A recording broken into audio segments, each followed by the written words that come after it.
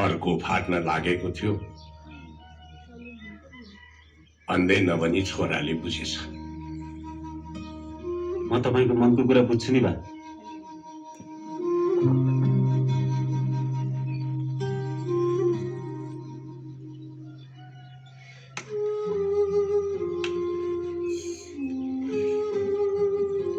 अनि उता हजुरको जक्सनमा जानुभएको पो रहन्छ त।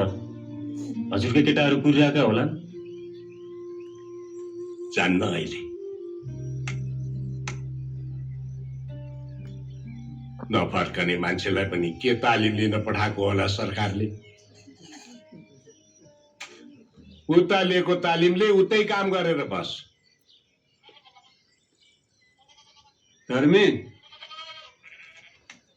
छोरालाई विदेश जानुबाट रोक। मानेन भने सम्झा, अझ मानेन भने खुट्टा समा, अझ पनि मानेन भने गालामा एक झापट दिएर भए पनि रोक। जसरी भए पनि कम्तीमा एउटा सन्तान आफ्नो आँखा अगाडि राख। होइन भने जिन्दगी नर्क होइन, महान नर्क हुन्छ। कुरो बुझ।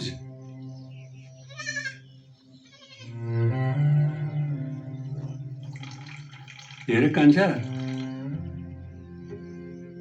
सन्तान भनेको बुढेसकालमा बाबुआमाको ढुकढुकी बन्ने मात्र होइन, ढुकढुकी गन्ने पनि चाहिन्छ। तेरो बाबुको प्राण सासले होइन, तेरो साथले चलिरहेको हो।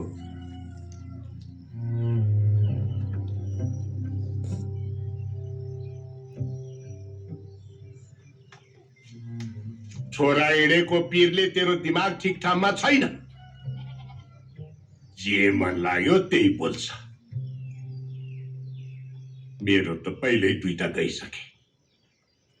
पानी परिसकेको छ मलाई।